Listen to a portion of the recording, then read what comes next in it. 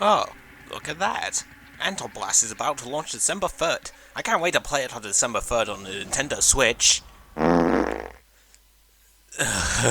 ANTONBLAST is currently my must-play game of the year, as, well, there hasn't really been much else released this year, let's be honest. I must get my Anton fix right now, but unfortunately the game's been delayed on Nintendo Switch, which is the console I'm planning to get it on. I could just buy it on Steam, but yeah, I got nothing. I have already committed to waiting for the Switch release, so I am committing to the bit, as they would say. However, to help with my lack of Antoning, I have decided to pick up during the Steam Autumn Sale Antonball Deluxe, Anton's first gaming outing, if you don't count the Game Jam version. So, without further delay, and as Anton would say, let's play with our balls. This is gonna be funny.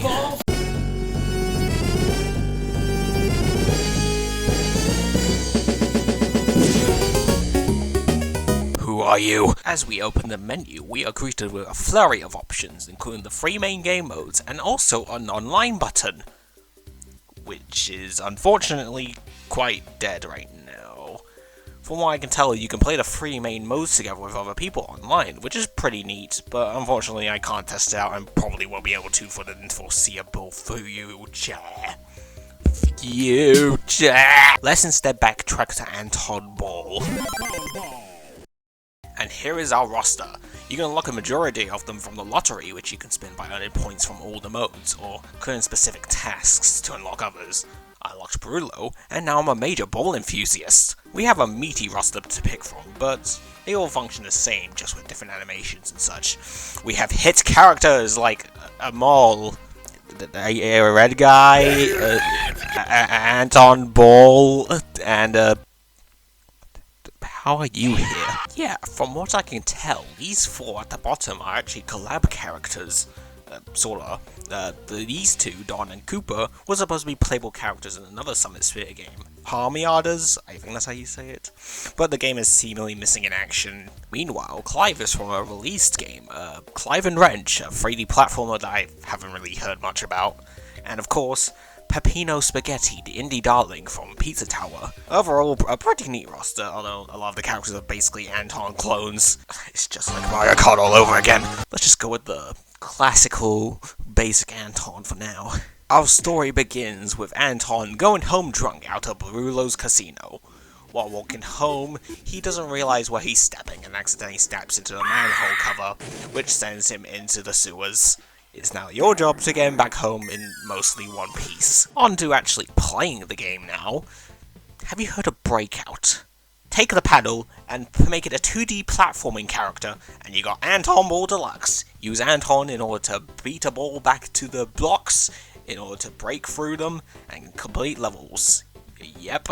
There's more to it, of course, such as Anton's moveset itself. Anton can backflip to get extra height, along with double jumping, which was added in an update.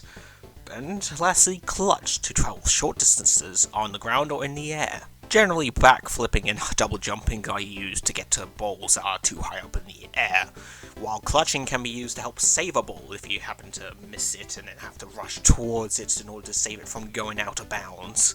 You can also clutch into the ball in order to send it flying into the blocks, but whenever I use it, the block would generally just bounce off a block, go up to the ceiling, which I can't get to, and then it goes off screen and it kills me and my sanity. Are also helpful power-ups that aid in your block breaking, including a slowdown clock to help you hit balls back easier, this weird grey power-up block which spawns after images of yourself that can hit balls back for you, and of course, gun, for shooting blocks that the balls don't feel like getting to. The gun will also spawn if you happen to be taking too long to finish up a stage, which is very helpful for clearing up a final set of blocks that are taking you way too long to destroy. Along with this, the game will also throw a bunch of gimmicks at you as you progress through all 5 worlds, which I'll go into, starting with Boiler Sewers, the basic tutorial stages. Not much is introduced here aside from these mole enemies, also known as ball busters, of course they're called that. They walk the walk and don't stop at nothing unless they get hit with a ball, in which case they definitely will stop. Jam Jungle is where things start amping up. These annoying indestructible blocks will appear and can be broken by the ball, and they just there to get in the way. You can also blast through them with the gun, but they don't really count towards finishing the stage, so try to ignore them if you can. Also, on some stages, a monkey will start spawning on the top of the screen, dropping a coconut on your head to mess up your positioning. Yeah, fang! Fudge Mountain has blocks that take 2 hits to break, and of course, everyone's favourite, ice physics. Aw yeah! The Brick Factory introduced conveyors to move you around, and lastly, Boiler City to introduce these weird spike blocks that become an obstacle that fly towards Anton when hit by the ball. They become very overwhelming if the balls manage to hit a bunch of them at once, as they will have very little time to react to the oncoming swarm. To finish up Anton's adventure, there's also a boss fight at the final stage. However, it's kinda underwhelming. The Marble Tank will try to shoot you with bombs and will fire a purple bomb that you can clutch into to deal damage to the tank. Compared to anything else the game had thrown at you to this point, this definitely feels much easier than the vast majority of the stages you have to traverse through. You can ignore this footage.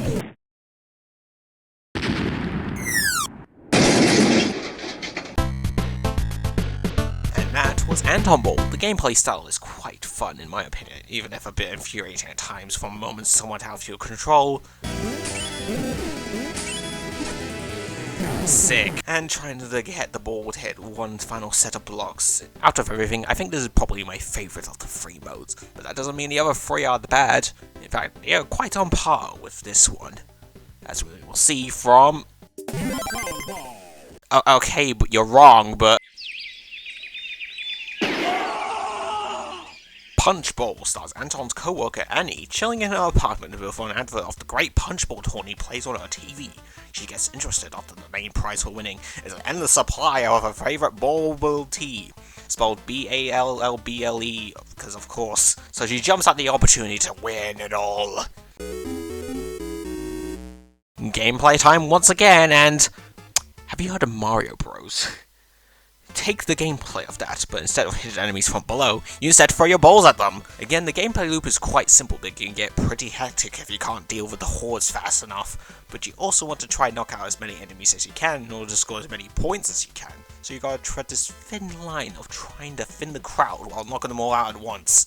Most of the gimmicks from Antonball make their way into Punchball, compensating for all the enemies and stuff. But new to this game is the different enemy varieties, which include snails leaving slimy trails that drop goop that kills you, a frog that jumps forward and towards you, seals that can camp the ball if you don't pick it up fast enough, and they'll kick it away if you get too close to them. And these weird hand things called mitts that can catch the ball before chucking it back at you, hurting you in the process. Overall, while I do find Punchball significantly easier than Antonball, I do find it pretty fun to try and get as high of a score as you can, oddly enough, compared to Antonball where it's more luck-based if you get a high score or not. It can be pretty fun to just knock as many enemies as you can and try to combo them all together to get maximum points, which I can incredibly suck at.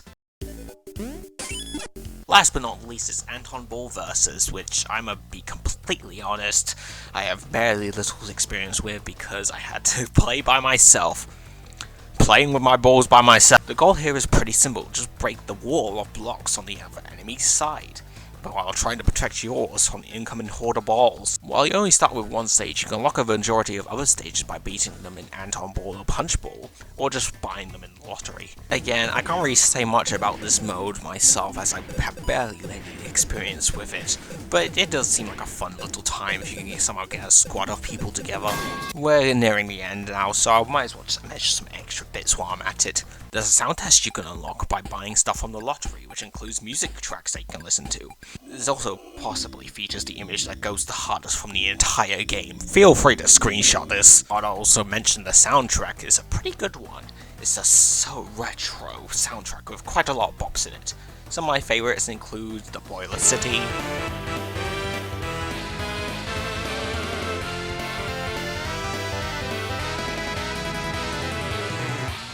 the DLC stages,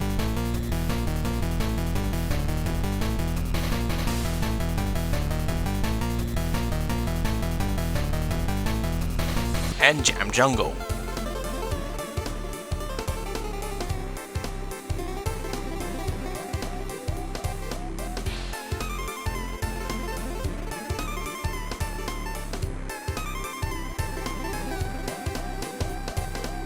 Lastly, there's 2 extra DLC packs you can get. Better Than Nothing gives you nothing, a character who's entirely invisible, which is such a good time, along with these extra hard DLC stages for both Antonball and Punchball. They don't really give anything if you beat them, so I wouldn't recommend going after them, unless you want the challenge, of course. Last, but certainly not least, is the greatest DLC character of all time. The fixed gold evil baby Paul Shiny. He is gold, he is evil, he is baby, he is shiny, and he is definitely Paul. And don't forget, he's finally fixed! To conclude, this game is a charming little time, even if it's someone likes replay value outside of going for higher scores or playing versus if the stars somehow align and you can get people together for a round or two. While I did enjoy my time with the game, I would say to wait for a discount if you want to consider picking it up, as about 10 bones for about 2 hours of content, maybe 4 if you're going for everything. Doesn't really seem right to me. Or, hear me out, buy ANTONBLAST instead. If you're a fan of challenging platforms with a breakout twist, then this might be up your alley, if you'll somehow fall into those categories. But otherwise, with the lack of content and dead online, I would say to just wait for a discount if you ever want to consider picking it up yourself. But overall, it's a fine little game and I enjoyed my time with it.